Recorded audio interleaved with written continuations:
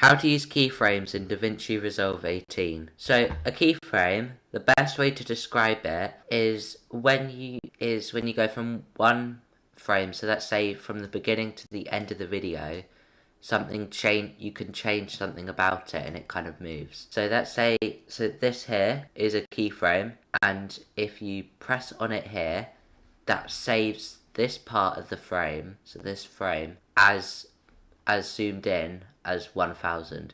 But then if we move to here and then zoom in, it will keep it on here. So then when we play the video, it zooms in like this. So you could do it on the edit page, but other pages you could do it on are the fusion page. So if I put in like a blur, as you can see, I can start it off as a blur, but then if I go over to here, to God knows what that one is, and then move it like that, then it will blur. Do it anywhere that just has some, like the inspector page, because that's where you will be doing it mainly. So I think pretty much every page has one. With like fusion compositions and stuff, if you were to make something like a kind of text thing that kind of does like a little spin thing, to look, it kind of just goes around in a loop like that to a certain point.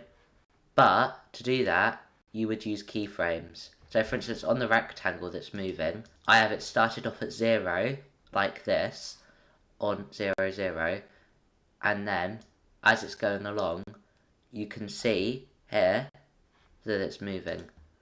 So then it just does a full loop like this. The best part about Fusion is you can put it on, you can pick kind of what frame you want. So I would personally start at frame 0, if not. With like most things, you'd start at frame 0. Sometimes you wouldn't, but most of the time you would. And then, let's say I want it on frame 85. I'd go and I'd press that, I'd move it, and then and then the keyframe would show up. So then, that means that the loop's it's gonna do a loop to complete it. Let's say at the end of my clip, I wanted it to all be zoomed in to the left or the right or up and down or whatever. I would press this and this button here, depending on what you want to do. If you want to do more of them, then just do that. But then I'd go to where I want it to happen in my clip, and then I'd just zoom, move it to the left, right, up, down, however you want it.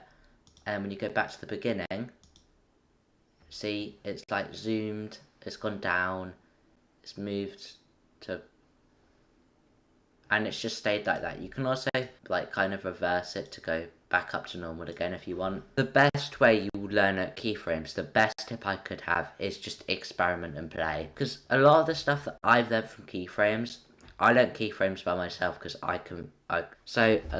most of the stuff that I've learned from it, I've figured out myself. Like and subscribe if you enjoyed this video, and I'd recommend checking out this video here, which is Make Your Text Look Better in Davinci Resolve 18